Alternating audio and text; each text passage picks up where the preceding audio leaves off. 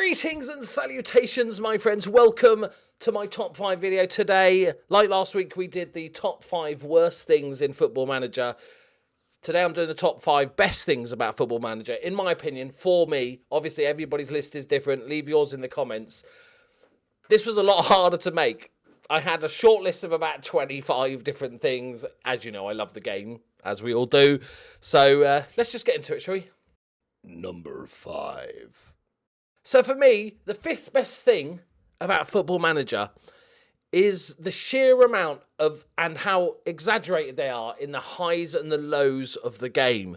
There is very few, if none, other games that I have played, and I've been a gamer, because I'm very old, since the old Atari console. Like, ask your grandparents. I've played thousands of games, and I've never experienced the highs and the lows that I do in Football Manager. There's, the late goals, the goalkeeper mistake when you're in the 90th minute in the cup final, or the last minute promotion, or that, like, you're 5 points off relegation and you manage to beat the top team. There's just an elation I get playing Football Manager that no other game can touch. Number 4.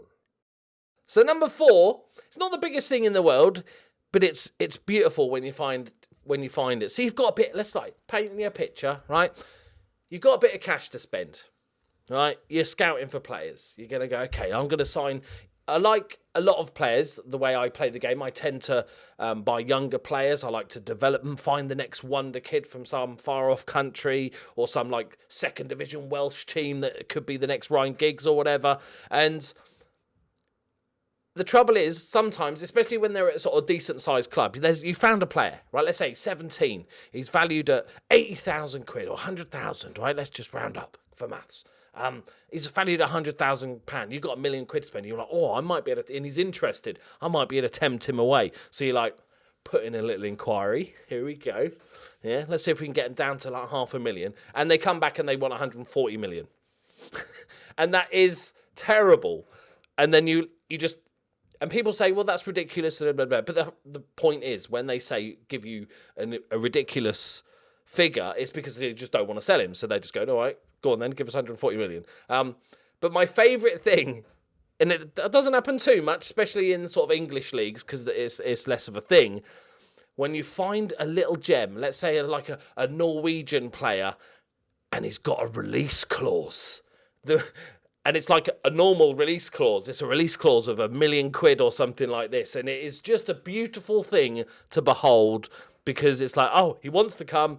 I guaranteed only have to pay £1 million and he will be mine. It's because I'm so used to just, them giving you like ridiculous amounts, counter offers of hundreds of millions, and you're like, okay, moving on. Next one, okay, they want like 500 million. Okay, move. This guy, he's got a 200k release clause. And that is just, especially when his value is already over the release clause, it's just a beautiful thing. Number 3. So number 3, this one's very personal to me, if you've watched any of my Journeyman, is that I love learning about other countries and other leagues and other league systems and everything like that, because my football knowledge is pretty much very insular. Back in the day, I used to watch, Italia, what was it called?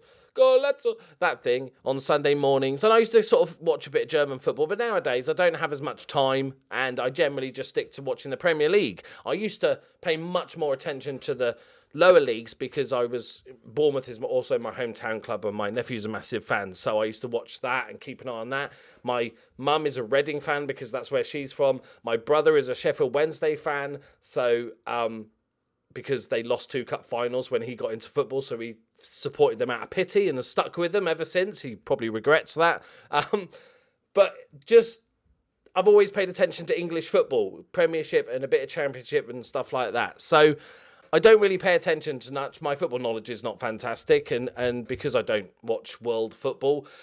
But doing the Journeyman, whether it's a European Journeyman or a worldwide Journeyman, it opens your eyes. And I love learning, because I think the league system in the Premier League is fine. top guy wins it, bottom 3 get relegated. It all makes sense. Why doesn't everyone do that? And then you go to some of these leagues and it's just like, for you old school viewers, I'll paint you a little story here. I've said it before, but this is what my favourite single moment on Football Manager. If somebody wants to find the video and put it in the when I discover this rule, I can't remember which episode it is of the Journeyman. So if somebody wants to find it, I'll pin it. I took over a team called Cerro Largo in Uruguay, right? Yeah, okay. And they were battling against relegation, but, you know, I'm confident in my abilities. I could take over, do a job and all that sort of good stuff. So I took them over and I was like, okay, boys, let's battle. Let's, you know, gel as a team. Here we go. We're going to save you, all right? This is good. And we had a really good finish to the season. We were right in the relegation zone, and in the end, we had a good run at the end of the season. We were like 6 or 7 places above the relegation. I was like, yes, I am a Football Manager god. Here we go. End of season. Click continue. Boom, relegated. How have I been relegated to the second division when I finished like almost mid-table at this point? And it took me a while during the video to work out how it was that I got relegated. And apparently, it's based on a average points over 2 seasons. So last season, we'd done terribly badly. Like finished bottom of the league. Like before I took over, I didn't know any of this. Bottom of the league, very few points. So despite me being genius and getting a bunch of points, over the course of the 2 seasons, our average points was low enough that we were in the relegation zone and got relegated. And it was both infuriating and hilarious. So if anybody has that video, which one video it is, just put it in the comments. I just couldn't believe it. And I love learning stuff about that, you know, and I find it quite interesting. When I do my Journeyman, we go on, look at Google Maps and learn a little bit about a country and surrounding areas and all that sort of stuff, learning about what sort of foreign player rules each country's got in and stuff. I love learning about it, so that's definitely on my list. Number 2. So number 2 is my single favourite day of the year in Football Manager, and that is Youth Intake Day. Now, we've got a different type of youth intake day now. Like now with FM20, a couple of months before, you get like a little notification that tells you, roughly, gives you an idea of how good or bad your youth intake day is going to be. But that still doesn't really cover the basis. The thing is, with youth intake day, is that there's always hope. Even if you're a non-league team with terrible facilities and terrible youth intake, there is a chance it might be minuscule. You might be better off buying a lottery ticket and winning. It might be more likely to happen.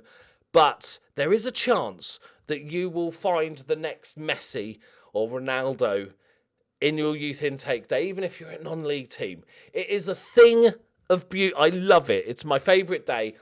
99% of the time it's disappointing. But just occasionally, like when we're on my Fort William save, we got a guy called Dale Shand, the Shandy Man, who came through, and obviously we're like a Highland League team. We've got no facilities and stuff. And he came in, and he wasn't amazing. He was never going to be like a, you know, international footballer or anything.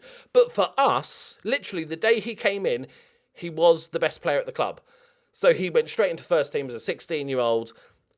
We didn't have any facilities, and we were like a amateur team, so therefore he never improved, right? And slowly as we got better players and went up the leagues, he just became a bit shit, sadly.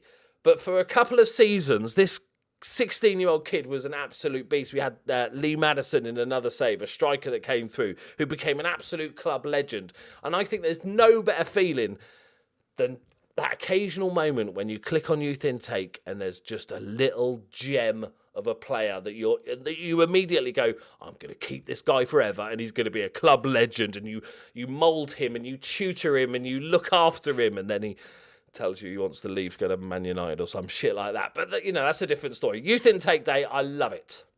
Number 1. Now here it is, number 1. There's lots of stuff. I'm going to sort of cover a sort of wider area with this one. Cheat a little bit, if you will, but it's my list, so I can. Number 1 for me, I've got written down, is value for money. I don't think there is a single game that on average, even sort of just, you know, casual players, puts as many hours in as you do in Football Manager. And I think it's easy to forget that. We're very critical of the game when there's things that aren't working properly. But if an RPG, if Cyberpunk 2077 comes out and they're like, oh, it's so good, it's so in depth, like the campaign is like 40, 50 hours long, and everybody's like, oh, that's amazing, look at all the value for money you get. Like if somebody said to you, oh yeah, I played 50 hours of FM19, people would go, you bloody amateur. Like, I would say the average person has a couple of 100 hours every year into Football Manager. Let me know your hours as well. Put your list of your top 5 and also put how many hours of FM19 you played and so far on FM20.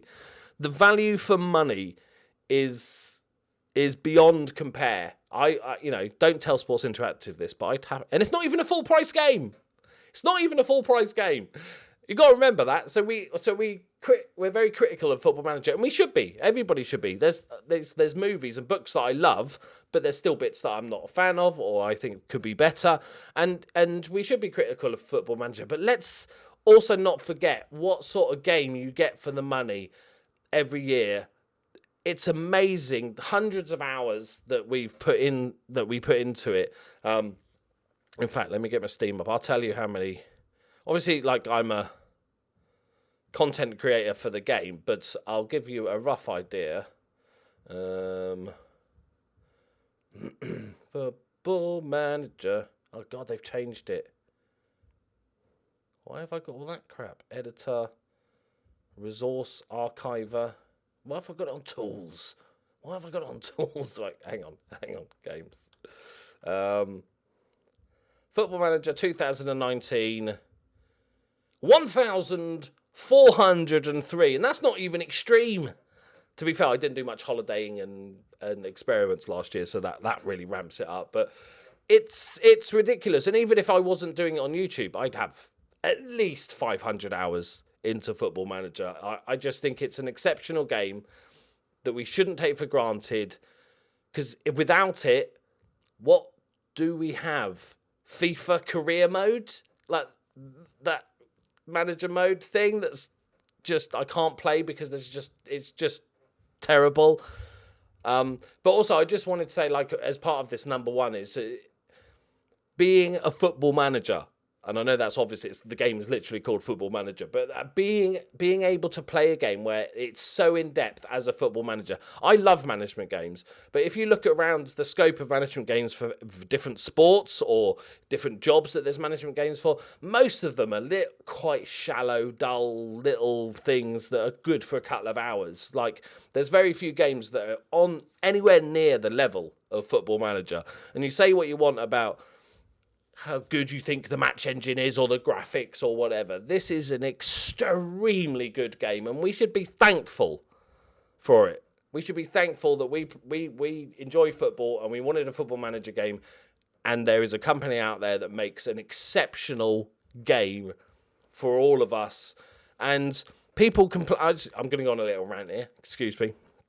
People complain about various stuff, and like people say it's unplayable, which is just, extreme ridiculousness and stuff like this, but that it's a fantastic in-depth Football Manager. And yes, every year there's not always the most changes, but that is the problem with replicating a real thing.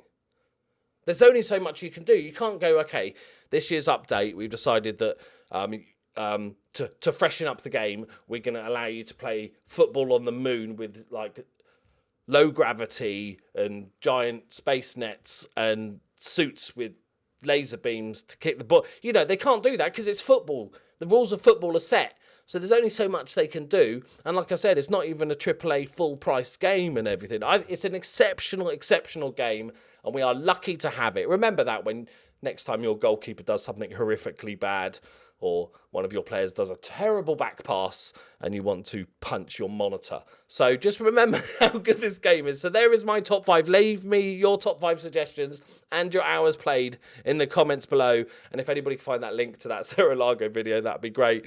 I'll see you next time. Oh, if you've got any other ideas, I quite enjoy doing these sort of top lists for various things to do with Football Manager. So if you've got any ideas for top lists, let me know in the comments below and I'll get working on it. Thanks for your time. See you next time. Bye-bye. Thanks for your time. See you next time. That's poor.